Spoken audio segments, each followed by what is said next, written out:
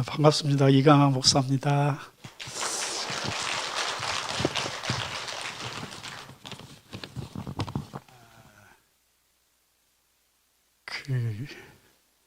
오늘 목사님이 갑자기 전화해서 저를 보고 제1여전도에 헌신 예배 드리는데 목사님 와주세요. 저는 지금 그 다른 예배, 헌신 예배 인도할 만큼 실력도 안 되고 또 제 형편과 처지가 만만하지가 않아요. 아마 김범태 목사님이 하도 극동방송에 기도하는 가운데 저를 많이 소개해서 혹시 저를 위해서 기도하고 계신 분이 있을 거라는 생각을 하는데 몸이 좀 많이 안 좋습니다, 사실은. 그래서 목사님이 전화를 하자마자 오케이 하고 달려온 게 아니고 그저께 저희 교회 앞마당에서 그 50피트짜리 컨테이너를 갖다 놓고 그 짐을 꼬박꼬박 실으시는 모습을 보면서 제가 좀 다른 건 못해도 우리 샘물교회 성도님들 격려도 좀 하고 칭찬도 좀 하고 싶다라는 생각이 들어서 아주 기꺼이 가겠습니다. 그래서 저희 교회에서는 저보고 목사님 설교는 짧게 끝내야 돼요. 목사님 그 길게 하면 목사님이 보대낀다고 옆에 사람이 지켜보기가 힘들다고 그래서 길게 안 합니다. 너무 섬겨주심을 감사했고 탄자니아 갔다 오시자마자 또 이렇게 필리핀에 또 이렇게 어마어마하게 물건을 실어 보내시는 모습을 보면서 감동도 됐고 또 주님 오시는 그날까지 선교의 길을 함께 달려가는 동역자로서 좀 행복하기도 하고 그랬습니다. 저희 교회는 그 나주에 있는 왕곡면이라는 면소재지의 시골 교회입니다. 그냥 농사 짓는 사람들 위주로 있는 교회고요. 그 교회 개척해서 36년 동안 한 교회만 주구장창 안 쫓겨나고 있는 목사입니다. 오늘은 제가 두 가지만 말씀을 드릴게요. 먼저는 복음에 대한 얘기를 조금 할 거고, 두 번째는 제가 이제 지오지에서 간증을 했던 건데 왜 우리에게 교회가 중요한가에 대한 얘기를 좀 하도록 하겠습니다. 신학적인 얘기는 우리 목사님이 워낙 잘 가르치니까 안 하고 그냥 간증한다 생각하고 말씀을 좀 드리고 싶고, 샘물교회라는 이름이 제게는 굉장히 친숙해요. 왜냐하면 한 20년 전에 저희가 등 떠밀리다시피 해가지고 몽골에다가 아까 또 우리 목사님 만났더니 또 몽골에 뭘 또 보내신다는 얘기를 듣고 몽골까지 가세요? 내가 그랬는데 몽골에 한 20년 전에 하나님이 아주 엄청나게 저를 협박하셔가지고 울며 겨자 먹기로 이제 몽골에 예배당을 하나 지었어요. 근데 당연히 우리가 등대교회니까 그 이름을 그 선교사님한테 전화해가지고 등대교회라는 이름을 붙여주세요. 그랬거든요. 그랬더니 목사님 그건 좀 어려울 것 같아요. 왜요? 그러니까 아니 등대라는 말을 붙일 수 있어요. 차박이라고 붙일 수 있는데 그건 교회에다 붙일 이름은 아닌 것 같아요. 그래서 뭔 소리냐? 그랬더니 몽골은 바다가 없어서 등대를 모릅니다. 설명이 안 되는 거예요. 근데 등대 역할을 하는 게 있는데 그게 뭐냐면 그 사막 가운데 돌 무더기 쌓아놓고 깃발 막 세우는 거 있잖아요. 이게 천 막 걸어놓은 거. 그거가 있는데 그 이제 그 길 다니는 사람들이 사막에서 길 잃지 말라고 그 중간중간에 세우는 건데 그건 성황당 개념인데 교회를 성황당 교회라고 지을 수는 없지 않습니까? 그래서 참 그것도 난감하다 했는데 예배당을 짓는다고 가서 봤더니 물이 없어요. 물을 지어야 되는데 물이 없다고. 근데 거기는 이제 몽골은 다른 데하고 틀려가지고 따뜻한 동네는 예배당 치려면 그냥 부엌구 갖다 쌓으면 되잖아요. 몽골은 벽이 90cm입니다. 다 터져요. 그렇지 않으면 얼어서. 그래서 벽 두께가 90cm를 빨간 벽돌로 쌓아요. 얼마나 많은 물이 필요하겠어요. 근데 물이 없으니까 저 밑에 강가에 가서 그 통 몇 개 들고 가서 떠와가지고 언제 예배당을 공사하겠어요. 그 선교사님은 상당히 좀 여자 선교사님인데 그 간이 커가지고 예배당 지으려고 시작하다 말고 목사님 샘파 주세요. 그래서 저는 그 우리 동네에, 저희 동네 사는 동네 샘파듯이 그저 한 돈 100만 원 들여서 그냥 경운기 대가리 같은 거 하나 들고 가지고 뚝딱 파는 줄 알거든요. 근데 그게 아니라 관정을 뚫어야 된대요. 그 사막이니까. 그래서 뚫어봐라 그랬더니 세상에 통도 크게 200m를 넘게 뚫어가지고 수중 모터라서 설치를 해서 예배당 짓는 돈 플러스 그거 해가지고 제가 아주 혼짝 났거든요. 근데 이제 예배당 헌당하고 가서 봤더니 왜 샘을 파라겠는지 이유를 알 것 같더라고요. 왜? 상당히 산속 마을인데 별로 인가도 별로 없는데 교회에다가 교회를 세워놓고 샘을 팠는데 보니까 그 4톤짜리 플라스틱 큰 통 있잖아요. 그걸 얼까봐서 이렇게 그 가죽으로 둘러 씌우고 밤새도록 그 물을 품어 올려요. 그래서 아침에 갔더니 아침에 사람들이 하얀 물통 하나 들고 200m로 서 있더라고. 와.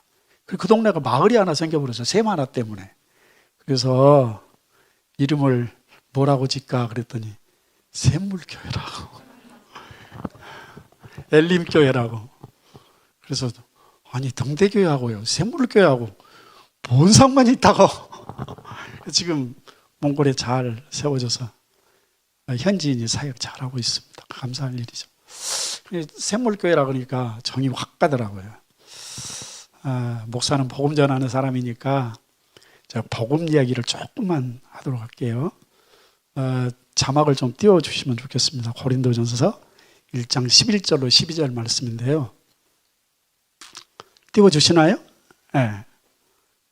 자, 형제들아, 내 형제들아, 근로의 지편으로 너희에게 대한 말이 내게 들리니 곧 너희 가운데 분쟁이 있다는 것이라 그랬어요. 이제 11절만 읽읍시다. 고린도 교회의 소식을 들었어요. 근로에라는 사람 지편에 고린도 교회 소식을 들었는데 교회가 문제가 생겼다. 어떤 문제가 생겼냐? 교회가 파가 생겼다는 거예요. 양파, 쪽파, 뭐 대파, 하여튼 파가 생겨가지고 문제가 좀 생긴 거죠. 고린도 교회가 굉장한 저력을 가지고 있는 교회인데도 불구하고 교회에 파가 나눠주면 일을 못해요. 그래서 고린도후서에 보면 사도 바울이 야 너네들도 헌금 좀 해라 라는 얘기를 하면서 야 마게도냐 사람들 가난해도 헌금을 하는데 너네들이 안 하면 내가 얼마나 쪽팔리겠냐 그런 얘기를 해요. 왜냐하면 내가 마게도냐 사람들한테 너네들 자랑을 많이 했는데 너희들이 헌금을 안 해주면 내가 참 그러지 않겠냐 그런 얘기를 할 정도로 굉장히 규모가 있는 교회인데도 불구하고 일을 못하는 교회가 고린도 교회입니다. 왜? 쪼개져 가지고 싸우느라고. 그래서 이제 문제가 생겼는데 사도 바울이 문제를 해결하는 해결책으로 제시하는 게 뭐였느냐? 복음이었습니다.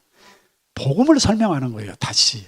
그래서 17절로 24절 말씀까지인데 띄워주실 수 있나요? 복음에 대한 얘기를 합니다.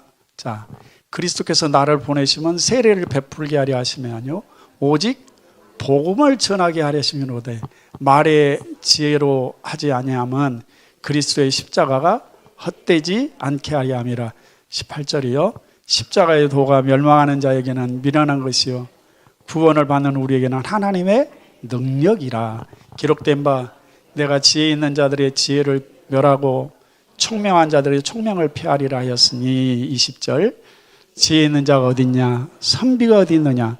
이 세대의 변론가가 어디 있느냐? 하나님께서 이 세상의 지혜를 미련하게 하신 것이 아니냐. 하나님의 지혜에 있어서는 이 세상이 자기 지혜로 하나님을 알지 못하므로 하나님께서 전도에 미련한 것으로 믿는 자들을 구원하시기를 기뻐하셨도다. 유대인은 표적을 구하고 헬라인은 지혜를 찾으나 우리는 십자가에 못 박히신 그리스도를 전하니 유대인에게는 거리끼는 것이요 이방인에게는 미련한 것이로되 오직 부르심을 입은 자들에게는 유대인이나 헬라인이나 그리스도는 하나님의 능력이고 하나님의 지혜니라 그랬어요.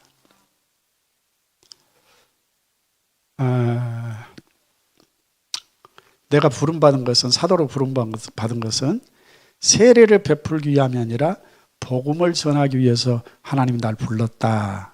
그런 얘기하면서 복음의 능력을 이제 설명을 하는 말씀을 하는 거예요. 그러면 이게 교회 문제건 개인의 신앙의 문제건 해결책으로 복음을 제시했다 그 말을 5말 바꾸면 그들은 이제 복음을 놓쳤거나 복음이 변질된 거예요. 그래서 사도 바울은 자기가 쓴 서신 가운데 그 여러 서신들을 기록하잖아요. 여러 서신들은 각 교회에 보낸 편지도 있고 개인에게 보낸 편지도 있거든요. 그런데 각 교회에 보낸 편지를 보면 대부분의 내용들이 그 교회가 안고 있는 문제를 해결할 목적으로 쓰는 서신들입니다. 근데 어떻게 해결했느냐? 복음을 설명하고 다시 또 복음을 설명을 해요. 그래서 복음을 설명하면서 문제를 해결하려고 했다는 얘기는 교회가 어느 틈부터 복음을 놓치거나 복음을 잊어버렸거나 복음이 변질됐거나, 여러분 개인 신앙도 마찬가지예요. 신앙생활 잘하던 사람들이 병이 들었다 그랬을 때는 가만히 들여다보면 복음을 놓친 거예요. 자, 모든 시대의 교회 문제, 저는 이런 생각을 한번 해봤어요. 왜 이 시대에 대한민국에 있는 기독교가 이렇게 참 사람들의 손가락질을 받고 있을까? 여러분도 안타까우시죠? 저도 참 안타까워요. 엊그저께 저희 교회에 나오는 어떤 자매가 그런 그 소그룹 모임에서 그런 고백을 했대요. 자기 남편이 뉴스만 보면 교회 가지 말라고, 그리 쓸데없는 데를 왜 다니냐고, 그렇게 참 시집살이를 한다고 그런 고백하는 얘기를 듣고 나서 가슴이 참 많이 아프다 생각을 했거든요. 그러면 왜 이 시대에 교회가 그렇게 다른 사람들의 손가락질을 받는 그런 곳으로 이렇게 참 떨어지게 됐을까 생각을 해보면 역시 문제는 하나예요. 복음을 놓쳤거나 복음이 변질됐거나. 오늘 제가 고린도전서 11장 1장에 있는 그 말씀을 설명했는데 29절 말씀 혹시 띄워 주실 수 있나요? 이는 아무 육체도 하나님 앞에 자랑하지 못하게 하려 함이라 그랬습니다. 31절 기록된 바 자랑하는 자는 주 안에서 자랑하라 함과 같게 하려 함이라. 자랑 얘기를 해요. 여러분, 사람들 참 자랑하기를 좋아합니다. 얼마나 좋아하느냐면 저도 마찬가지죠. 제가 핸드폰을 딱 들고 저기요 장로님 우리 손자 좀 보실래요? 손자를 딱 보여주면 제 말 하나도 안 듣고 장로님 역시 핸드폰 꺼내가지고 손자 사진을 막 찾아요. 그리고 여기저기서 손자를 다 보여줘요. 아, 참 사랑하기는 자랑하기를 좋아하는구나 아주 느끼는데, 제가 여러분들에게 질문을 한번 몇 가지 해볼게요. 여러분이 죄인이라는 사실을 언제 깨달으셨습니까?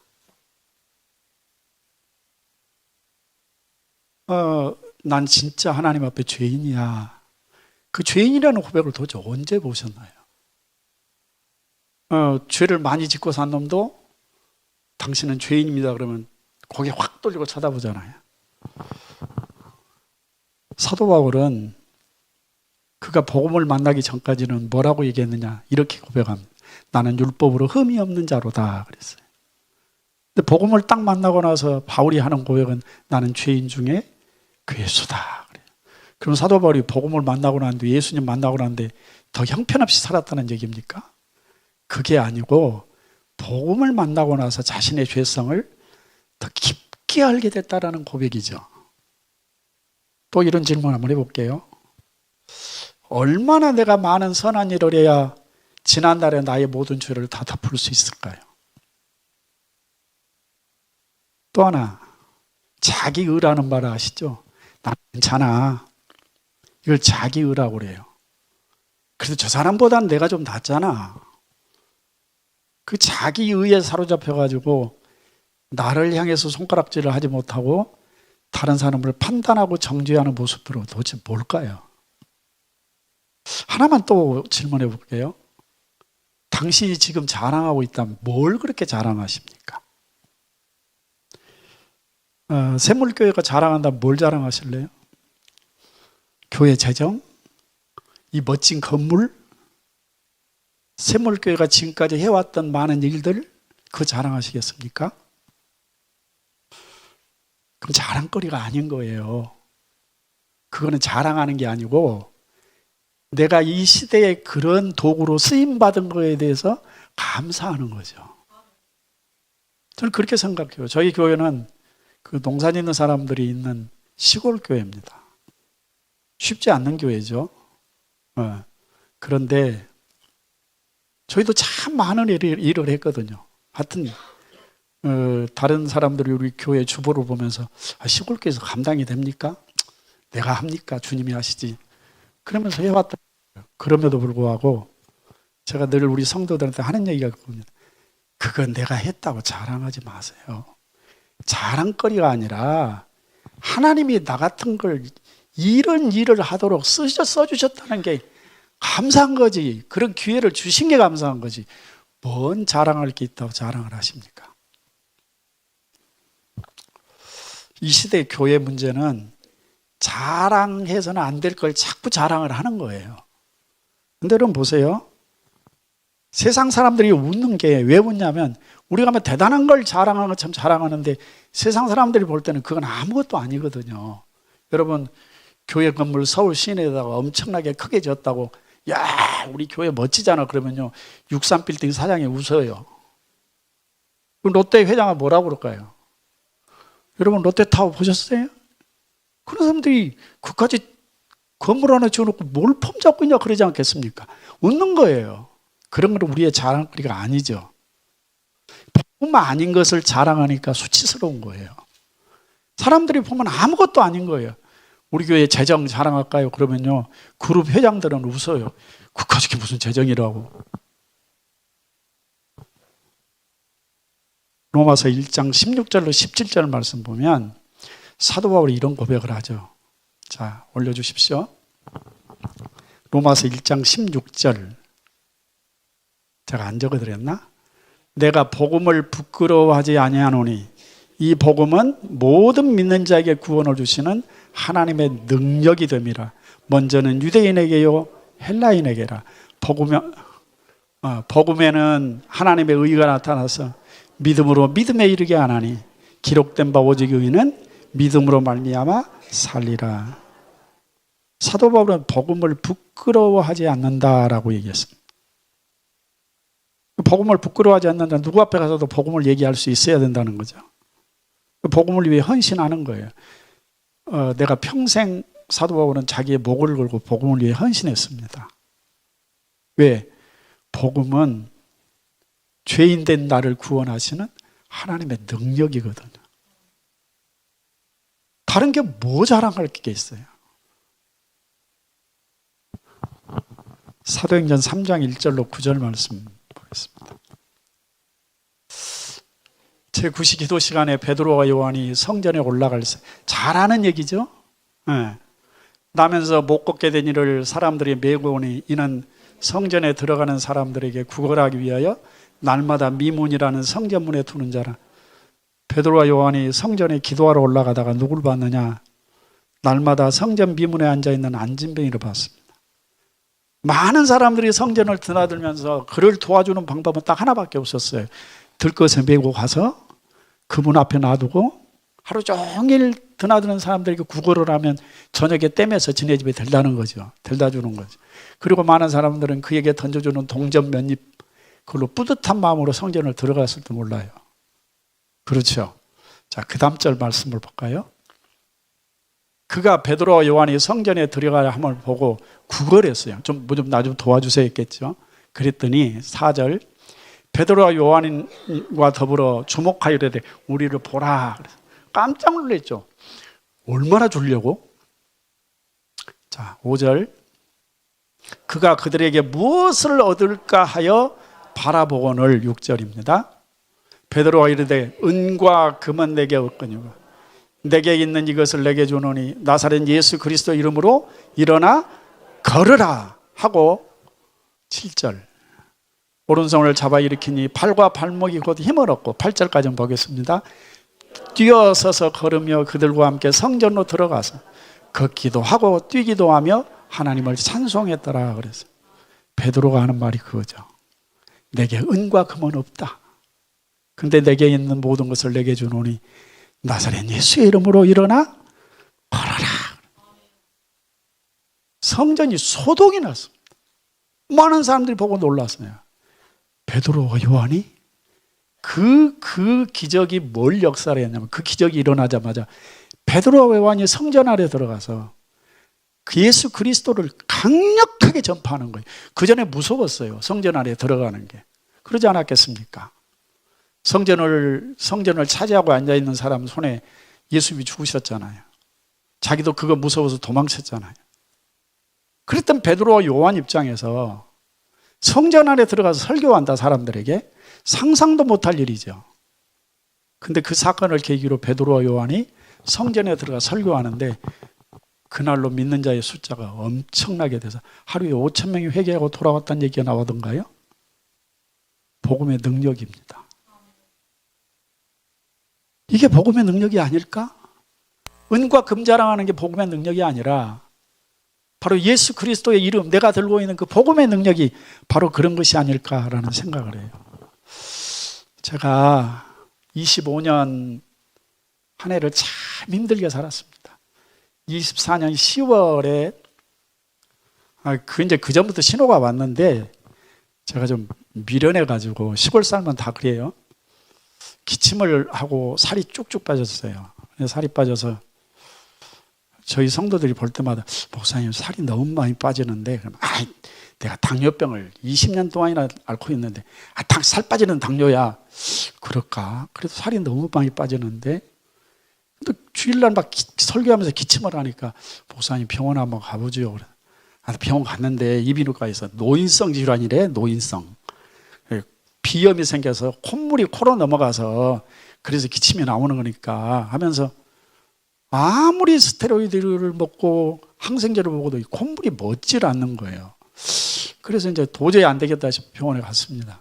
작년 10월에 병원에서 진단받기를 폐암 4기 진단을 받았고 그 폐암 4기는 완치가 불가능한 걸 폐암 4기라고 그래요.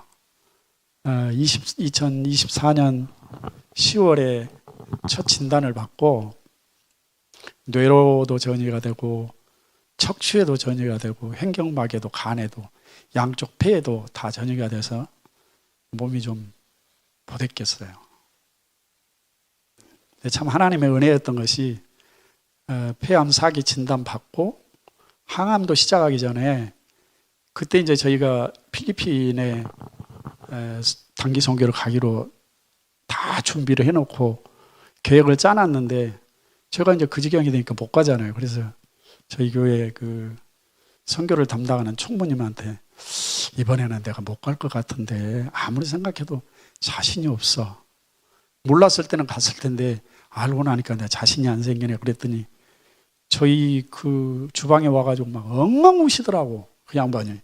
목사님 안 가면 누가 갑니까? 못 갑니다 우리도. 그래서 함께 울고 그래 그럼 가자. 아니 목사가 선교제가 죽으면 순교고 그보다 더할 영광이 어디 있겠냐. 그래 가자. 다녀왔어요. 하나님이 또 지켜주시더라고.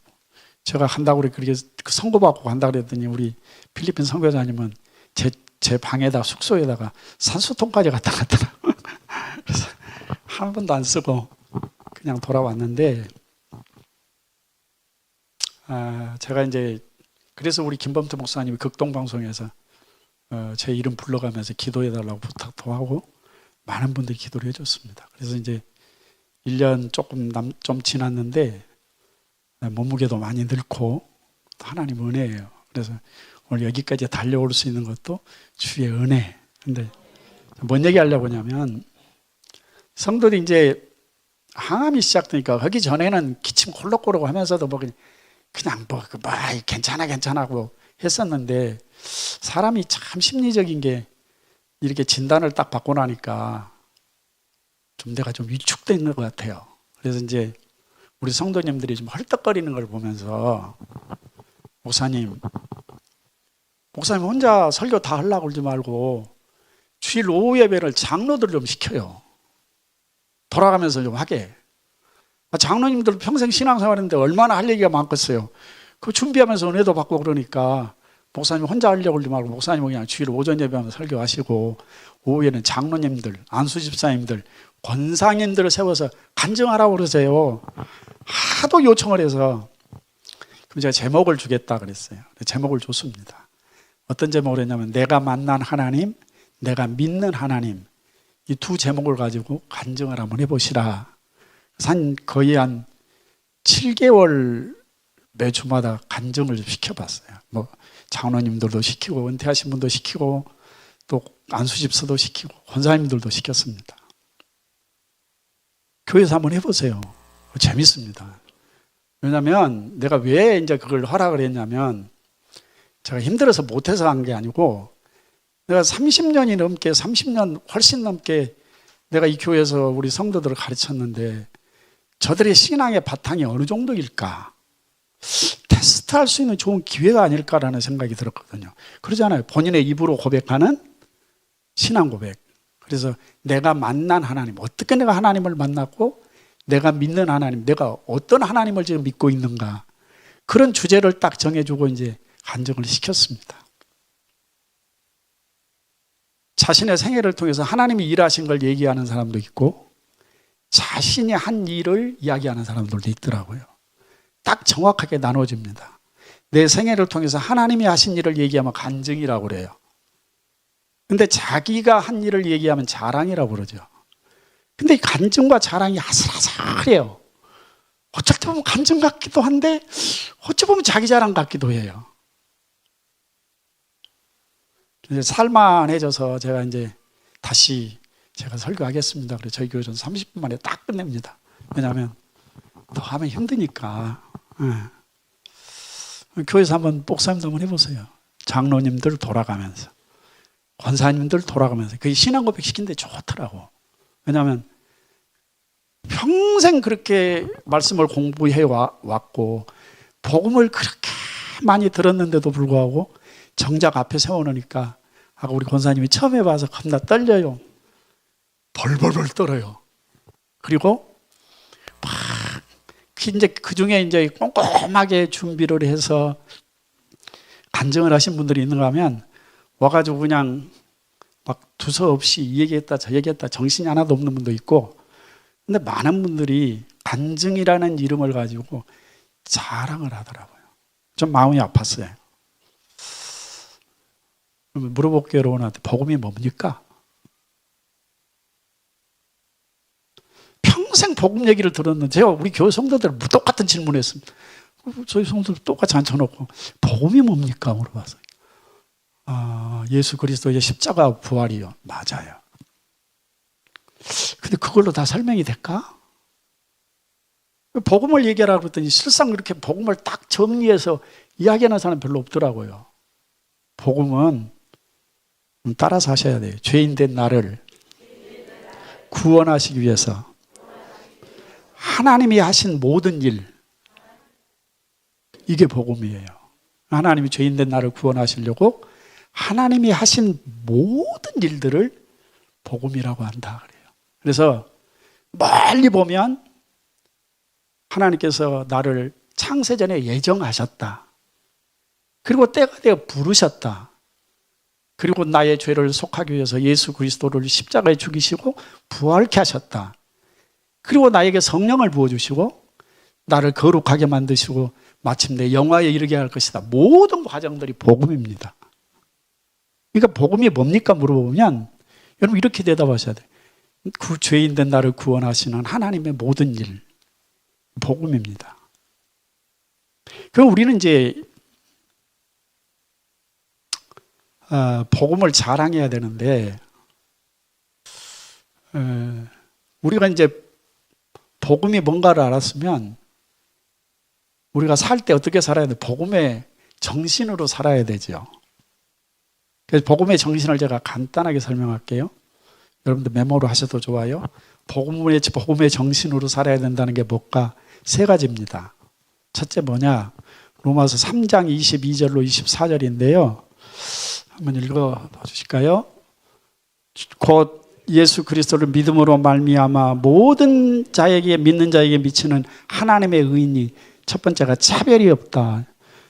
복음의 정신은요. 첫 번째가 뭐냐? 차별이 없는 거예요. 누구를 대하든 차별이 없어야 돼요. 교회는 교회 계급이 있습니까? 교회가 계급이 있으면 그 교회는 망한 교회예요. 교회는 계급이 없어요. 은사가 다르고 직분이 다를 뿐이죠. 우리 교회 계급 있어요. 제일 높은 분이 누구예요? 목사님이요. 잘못된 교회예요. 목사님은 하나님의 말씀을 전하는 목사로서의 직분을 가지고 있을 뿐이지 높은 분이 아니에요. 보니까 뭐 별로 높게 생기도 않았는데. 네. 장로님이 높으신가요? 아니요. 장로님 높은 사람 아니에요. 장로님은 가장 낮은 자리에 가야 돼요. 저희 교회는 장로 임직 받으면 1년 동안에 뭐 하냐? 들어오는 입구에서 신발 정리시켜요. 장로님 첫 번째 하는 일이 그 일입니다. 저희 교회는 신발을 벗고 들어오거든요. 처음부터. 시상초 벗고 들어오는데 성도들 들어오면 신발 이렇게 쓰리바 내드리고 신발장에 넣어드리고 신발 정리예요. 가장 낮은 자리에서 맨 먼저 섬김의 자세를 보이는 게 장로다. 계급이 아니라 직분이지요. 맞습니까? 차별이 없이요. 차별 없이. 복음의 정신으로 산다는 건 내가 누구를 대하든 뭐가 없이 차별 없이. 그 다음에 23절 모든 사람이 죄를 범하였을 때 하나님의 영광에 이르지 못하더니 24절이요. 그리스도 예수 안에 있는 성령으로 말미암아 하나님의 은혜로 값없이 의로부터 하심을 받았다. 복음의 정신은 또 하나는 은혜로예요. 그 다음에 값없이. 저는 이 말을 저희 교회식으로 바꿨습니다. 교회에서 제일 고생하신 분들이 누구냐? 제1 여전도의 회원들이죠. 왜냐? 어머니들이잖아. 교회 일을 누가 합니까? 젊은 것들이 한가요? 아니요. 어머니들이 한다니까. 요리를 하나 해도 어머니들이 해. 교회에서 성경물품을 닦은다 그래도 대부분 누가 와서? 어머니들이 와서 해요. 제일 여전도에 이번에 제일 고생 많이 하셨죠? 딱 눈에가 보이는구만. 교회에서 주방으로 섬기시는 분들. 저희 교회는 주방만 한 25년 섬기시는 권사님이 한 분 계세요. 하여튼 교회 먼저 오면 맨 먼저 주방으로 뛰어들어가요. 점심을 이제 우리가 함께 먹으니까. 자기가 주님 오시는 날까지 주방에 있으면 좋겠대요. 그런 분이 어디가 있겠어요? 주방만 지켜요. 제가 분한테 한번 그랬어요. 권사님, 언제든 내 생각에 내 마음속에 은혜가 안 되거든 그만두세요. 이건 뭘로 하냐? 은혜로 하는 거야. 은혜로. 하나님 내게 건강 주셔서 그 은혜로 하는 거지. 그래서 무슨 일을 하든 이런 얘기를 하든 뭘로 한다? 은혜로. 값없이 내가 하나님의 은혜로 구원받았으니 내가 은혜로 한다. 여러분 무슨 일 하든 은혜로 하세요. 싸우지 말고 투정 부리지 말고 안 알아준다고 삐지지 말고 안 알아주면 어떡해? 주님이 알아주시면 되는 거지. 그러잖아요. 은혜로 하자. 복음을 좀 자랑스럽게 여기셨으면 좋겠습니다. 그리고 복음 앞에 헌신하십시오. 부끄러워하지 말아야 돼요. 사람들 앞에서. 복음을 이야기하는 일에. 그렇게 자기 자랑을 많이 하면 핸드폰 들고 손자 자랑을 하면서 왜 예수님 자랑을 못 하시나요? 만나는 사람보다 예수님 자랑 좀 하시지. 내 구원받은 자랑 좀 하시지. 하나님이 하신 일 자랑도 좀 하시지. 내가 복음을 담대하게 하기 위해서 딴 가지 필요한 게 있습니다. 복음 앞에 부끄럽지 않게 살아야 되죠. 예수 얘기를 했는데 옆에 사람이 보고 야, 너 예수 믿었냐? 그놈이 그렇게 사냐? 그럼 복음에 담대해질 수가 없잖아요. 누구 앞에서도 예수 일을 할 수 있을 만큼 담대해지려면 복음에 합당한 삶을 살아야 되겠죠. 교회가 왜 선교를 해야 되는가? 여러분 뭐 익히 알고 있는 얘기지만 제가 간증을 좀 하겠습니다. 몸으로 경험한 간증이니까 제 아내와 함께 병원에 딱 갔는데 병원의 의사가 엑스레이 딱 찍었더니 고개를 갸웃거리더니 CT를 한번 찍어볼까요? 그럽시다. CT를 딱 찍었어요. 근데 조금 있으니까 제가 이제 들어오세요. 그래 들어갔더니 좀 안타깝지만 암입니다. 폐암입니다. 저희가 손서 줄 수 있는 건 아니고 병원 가셔야 큰 병원 가시죠. 근데 그 얘기를 딱 듣고 이제 밖에 나오니까 제 아내가 뭐래요? 그랬어. 조금 이따 내가 얘기해 줄게. 차에 올라타자마자 제가 고백했어요. 여보, 암이래. 폐암이래. 근데 상당히 커졌대. 복잡하다네. 근데 그 얘기를 듣고 막 제가 엄청나게 막 절망스럽고 아이고 막 이랬던 게 아니고 첫마디 제 입에서 나오냐면 하나님 감사합니다. 그랬어요. 감사했던 이유가 몇 가지 팍 떠올랐어요. 첫째, 하나님 나에게 내 삶을 정리할 수 있는 시간을 남겨주셔서 감사합니다. 제 친구들 중에 제 나이 때 제가 이제 68인데 제 나이 때 죽은 친구들이 꽤 있습니다. 근데 대부분 친구들이 어떻게 죽었냐 그러면 그냥 아침에 나 출근 갔다 올게 그러고 못 돌아온 친구들도 있었고 화장실에 들어가서 못 나온 친구들도 있었고 근데 그런 친구들이 있는데 저에게는 선고를 받고 나의 남은 날까지 내가 준비할 수 있는 시간이 주어졌다. 그래서 하나님 앞에 먼저 감사해요. 하나님 제가 제 삶을 정리할 수 있는 시간을 남겨주셔서 하나님께 감사합니다. 두 번째 감사했던 게 갑자기 갔으면 제가 회개 못하고 갈 게 많이 있었을 것 같은데 하나님 남은 시간 내 바닥까지 딱딱 긁어서 회개할 수 있는 시간을 주셔서 감사합니다. 그랬어요. 이제 그때부터 항암이 이제 시작이 됐는데 너무 감사한 거예요. 제가 감사할 게 여러분과 함께 나눌 수 있는 은혜가 엄청 많습니다. 그 사람이요. 죽음의 선고를 그때 이제 의사 말로는 전대병원 의사가 저한테 그러더라고. 남은 날이 얼마나 됩니까? 6개월입니다. 그랬어요. 6개월 남았다 그러더라고. 너무 많이 퍼져 있어서 남은 시간 한 6개월 될 것 같습니다. 열심히 치료하면 어떻게 됩니까? 그건 모르죠. 알 수는 없고요. 근데 그런 선고를 딱 받고 난 뒤에 제가 필리핀을 가서 이제 선교지 단기 선교를 와가지고 저희가 세웠던 교회 목사들 그리고 섬기는 선교사님들 다 문자를 날렸습니다. 제가 지금 많이 아픕니다. 암 선고를 받았습니다. 상태가 무지하게 안 좋답니다. 전려서 기도 좀 해주시죠. 제가 필리핀 단기 선교 그때 그 폐암 선고받고 갔을 때 제가 헌당 예배를 들어왔는데 헌당 예배 드리는 자리에서 그 교회 목사님이 여기 지금 오신 필리핀 목사님들 다 앞으로 나오세요. 그 목사님들 한 30명 앞으로 다 나왔어요. 자, 지금부터 여기 앉아 계시는 이강하 목사님을 위해서 우리 그 머리에 손 얹고 함께 기도하겠습니다. 그리고 정말 무지하게 기도를 해주셨어요. 그분들이 다 손에 손을 얹고 손에 손을 얹고 저를 안수하면서 기도해 줬습니다. 그때부터 제가 이제 선교지에 다 편지를 보내서 제가 이렇게 아프니까 기도 좀 해달라 했더니 영상을 찍어서 보내요. 그 사람들이 자기들 교인들끼리 손잡고 둘러서서 기도하는 영상을 찍어서 보내주고 목사님 힘내세요. 하나님이 일하십니다. 엄청난 격려의 편지를 무지하게 받았습니다. 알고 있는 우리 김범수 목사님이 야 극동방송에 내가 기도할게. 너를 위해 기도하는 사람이 많아졌으면 좋지 않겠냐. 그리고 기도가 시작됐어요. 뭐 저희 교회 성도들이 말할 것도 없고요. 제가 참 감사했던 게 저는 목사로서 평생 기도하며 살았던 사람이잖아요.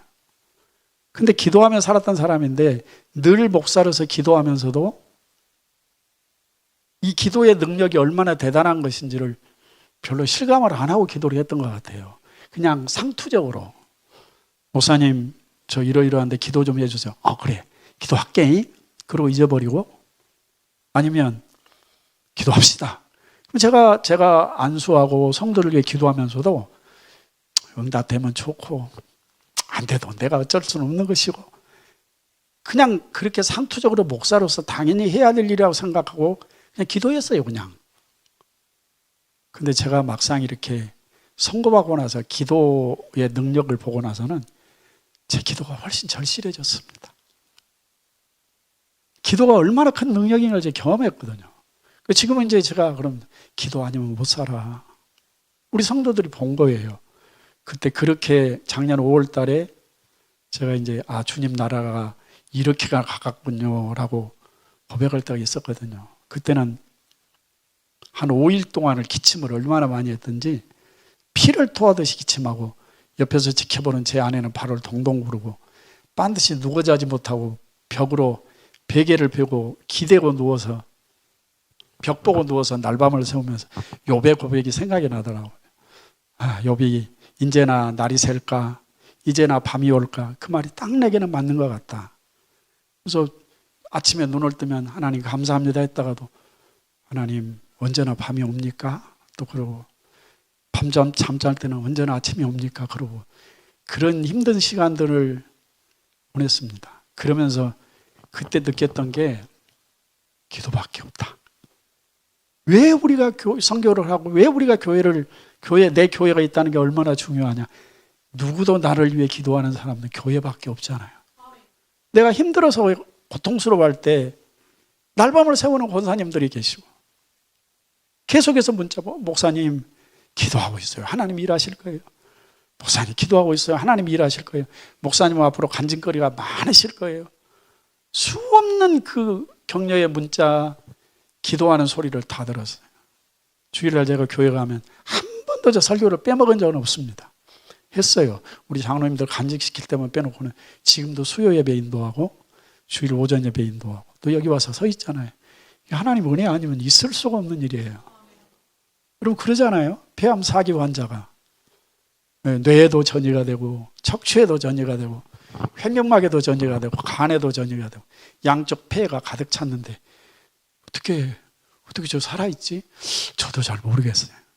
한 가지 분명한 것은 의사가 뭐라고 그러냐면 갈수록 좋아집니다. 신기하다는 거예요. 그래서 저는 그래서 하나님이 일하십니다. 누구의 능력으로? 기도의 능력으로. 그 선교지에 있는 많은 선교사들이 나 한 사람을 위해서 그렇게 기도하고 그 성들이 다시 만날 것이라고 내가 올 10월 달에 필리핀 간다. 목사님과 함께 갈 거예요. 그랬더니 목사님이 건강한 모습으로 올 수 있기를 위해서 지금부터 우리 기도하겠습니다. 또 모여서 그렇게 기도해요. 그래서 저는 이렇게 생각해요. 선교가 뭐냐? 기도를 사는 거다. 내가 힘들고 어려울 때 나를 위해 기도해 줄 수 있는 사람을 내가 돈 주고 사는 거다.